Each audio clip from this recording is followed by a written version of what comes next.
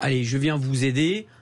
Et voilà. Et du coup, pour aider en tant qu'infirmier. Enfin, exactement. À la base, soins, tout ça. Pour la population. Hein. Pour la population, absolument. Voilà, pour aider les femmes et les enfants et tous les réfugiés et la population ukrainienne. C'était quand vous êtes parti quand là, je suis revenu il y a une dizaine de jours. D'accord. Donc et vous avez passé 16 jours. 16 jours, exactement. Ça. Tout à fait, en 2 fois. C'est ça, en 2 fois, c'est ça. Et vous étiez à Kiev, vous étiez où? Enfin, j'ai fait Kiev, Boutcha, le fameux Boutcha. Boutcha dont tout le monde parle. Oui. Voilà, où tout le monde parle. Nous, principalement, juste pour rappeler ce qu'on faisait, c'est donc des transports d'équipements médicaux et des médicaments vers des hôpitaux précaires et aussi sur les orphelinats. Parce qu'il y a des orphelinats. Vous avez eu des choses assez terribles, je crois. Tout à fait. Alors, je vais assumer totalement ce que je vous dis. Moi, sur place, j'ai été témoin de crimes de guerre. J'ai vu beaucoup de crimes de guerre. Les seuls crimes de guerre que j'ai vus pendant les jours où j'étais sur place ont été perpétrés par des militaires ukrainiens. Et non pas par des militaires russes. Ce qui ne veut pas dire que... Ce qui ne veut pas dire exactement, j'allais y venir, qu'il n'y a pas de crimes de guerre russes, mais il y en a aussi au niveau ukrainien. Vous avez assisté... Et on n'en parle pas. Ouais. C'est ça, moi. Quand je suis rentré en France, j'ai été extrêmement choqué, même des personnes qui sont invitées sur les plateaux télé à droite à gauche. 80% de ces personnes-là ne sont pas allées au moment où il y a la guerre et se permettent de parler, etc.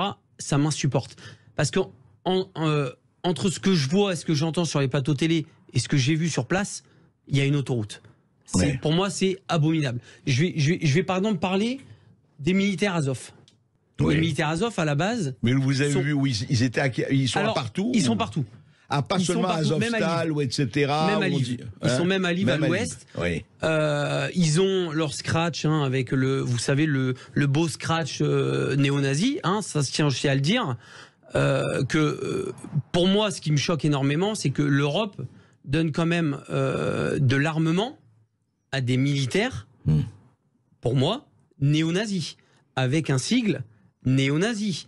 On n'en parle pas, il suffit de regarder. C'est un ancien sigle SS qui est brandi partout en Ukraine et ça pose. On le voit partout. Partout et ça ne pose aucun problème. Moi, j'ai travaillé avec ces gens-là, je leur ai donné des médicaments, etc. Vous savez quelles étaient leurs conversations devant moi? Parce que je comprends un petit peu l'ukrainien et le russe et beaucoup parlent anglais. Ils rigolaient de se dire que s'ils croisaient des juifs ou des noirs, qui les dépècerait. Ah, carrément. Voilà ce qu'ils disaient devant vous. Voilà ce qu'ils disaient devant moi, et c'était leur conversation qui les faisait vachement rigoler. Voilà ce qu'ils disaient sur les juifs et sur les noirs. Et qu'est-ce que vous avez vu? Vous dites que vous avez assisté. Oui. J'ai vu donc des militaires russes qui ont été capturés et qui ont été donc du coup déjà bien malmenés et qui ont été, on va dire, attachés. Et en fait, on était dans une sorte de hangar et ces militaires russes qui ont été capturés arrivaient dans des petites fourgonnettes par 3 ou par 4. Les militaires Azov ukrainiens leur demandaient qui est l'officier, qui est l'officier. Je vais vous expliquer pourquoi. Ou ils répondaient pas, ou ils répondaient. Chaque militaire qui descendait de cette fourgonnette se prenait une balle de Kalachnikov dans le genou.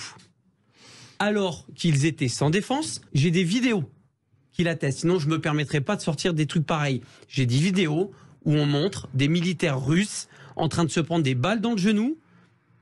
On ne sait pas trop pourquoi, parce qu'ils répondent pas à des questions.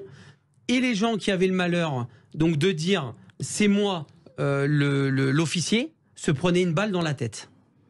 Voilà comment ça se passe à Boutcha. Voilà comment ça se passe en Ukraine. Du moins pour le bataillon ukrainien Azov. Ils pourront dire ce qu'ils veulent. Moi, j'étais là, j'ai vu ce qui s'est passé. Tout ça, on n'en parle pas. C'est vraiment... Je vais vous raconter encore quelque chose de beaucoup plus grave. Vous avez des bombardements tout le temps, on voit la télé, etc. J'ai vu donc des journalistes américains. Il y a des bombardements qui atterrissent dans un petit parc que vous avez dû voir à côté de Boutcha, entre Boutcha, à l'est de Boutcha. D'accord. Et ces Américains donc font une vidéo et disent ben voilà, c'est les bombardements russes, ça atterrit dans un parc, c'est inadmissible et tout.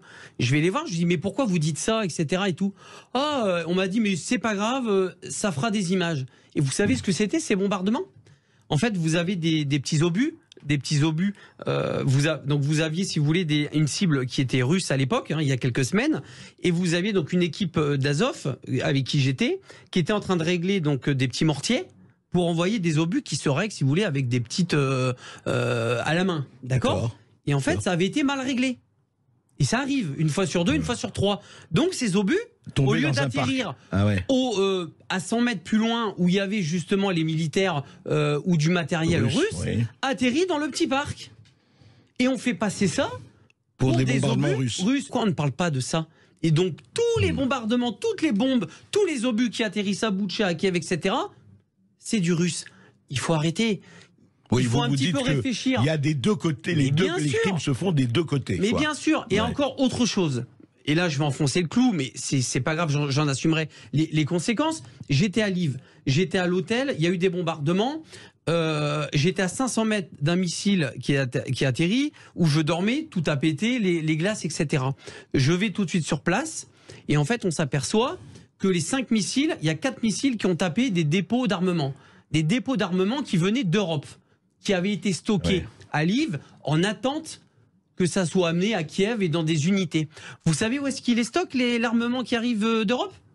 Eh ben, il les stocke dans des locaux et dans des maisons civiles, sans que les gens le sachent.